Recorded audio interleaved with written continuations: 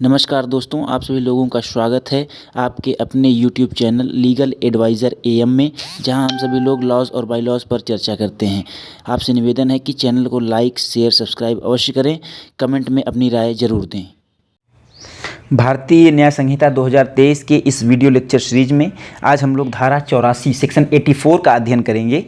जो कि रिलेटेड है ऑफेंस रिलेटेड टू मैरिज, और यह प्रावधान करती है महिलाओं के साथ, विवाहित महिलाओं के साथ क्रूरता के संदर्भ में क्या प्रावधान करती है, उसके विषय में हम लोग पढ़ेंगे। सेक्शन 84 प्रोवाइडेड दैट हूएवर, जो कोई भी, बीइंग द हस्बैंड,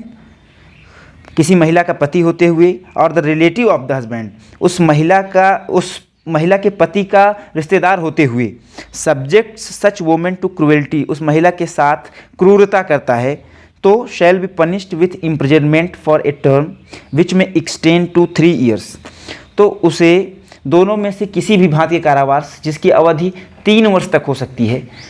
से दंडित किया जाएगा, और साथ ही साथ उसके ऊपर जुर्माना भी लगाया जाएगा। तो आप यह मान के चलिए।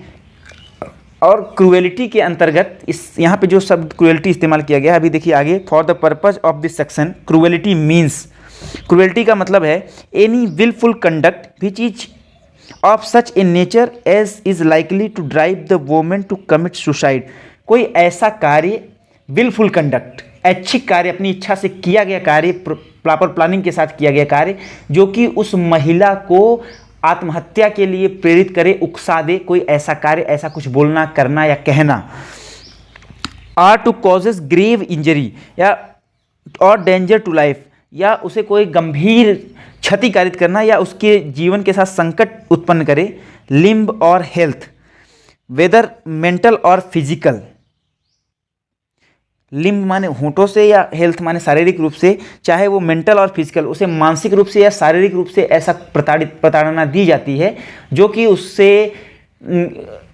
आत्महत्या करने के लिए, या उसे अपने शरीर पर गहरे घाव लगाने के लिए, या उसको अपने शरीर को डेंजर में डालने के लिए प्रेरित करे, तो ये माना जाएगा कि यह क्रूएलिटी है। दूसरा, harassment of the woman where such harassment is with a view to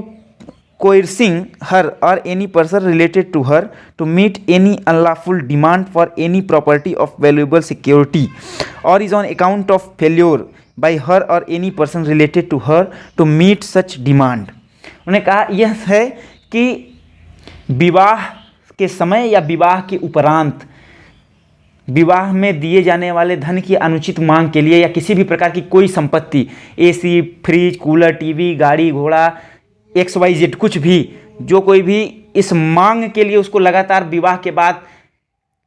मौखिक रूप से उसको ताने मारेगा,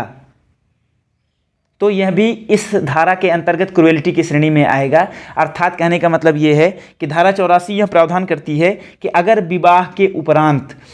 कोई भी, चाहे वह उसका हस्बैंड हो या हस्बैंड का कोई रिलेटिव हो, उसके माता पिता, भाई बहन, कोई अन्य जो भी हो रिश्तेदार, अगर वह दहेज से संबंधित या किसी सामान से संबंधित कुछ भी कहते हैं या उससे डिमांड करते हैं, जो कि विवाह के समय उस महिला के घर वालों ने पूर्ति नहीं कर पाया है, नहीं दे पाए हैं, और उसकी डिमांड लगातार करते हैं, जिसके कारण महिला को मानसिक परेशानी होती है और वह अपने शरीर को डेंजर में डालने के लिए विवश होती है, तो यह भी क्रूएलिटी की श्रेणी में आएगा। तो इस धारा के अंतर्गत, धारा 84 के अंतर्गत यह स्पष्ट आप जान लीजिए कि क्रूएलिटी का मतलब शारीरिक और मानसिक, यानी कि उसको मारना पीटना भी क्रूएलिटी की श्रेणी में आता है। उसको ताने देना, उसको उसके ऊपर टीका टिप्पणी करना, या उससे घरेलू वस्तुओं की, पैसे की या किसी मूल्यभूत प्रतिभूति की डिमांड करना, जो कि उसके माता पिता विवाह के समय नहीं दे पाए थे या देने में विफल रहे थे, ऐसी डिमांड करना, और उस डिमांड करते करते उसको इतना प्रोवोक कर देना कि वह स्वयं को मार डालने के लिए या स्वयं को घोर प्रतिकारित करने के लिए कोई कदम उठा ले, ऐसी स्थिति में आ जाए, तो यह माना जाएगा कि आपने क्रूएलिटी की है उस महिला के साथ, और ऐसी क्रूएलिटी के लिए आपको अधिकतम 3 वर्ष की सज़ा और जुर्माने से दंडित किया जाएगा। तो आप सावधान रहें कि विवाह के बाद किसी भी महिला के साथ इस प्रकार का कोई दुर्व्यवहार ना करें, जिससे कि वह अपने जीवन को संकट में डालने के लिए विवश हो जाए। धन्यवाद।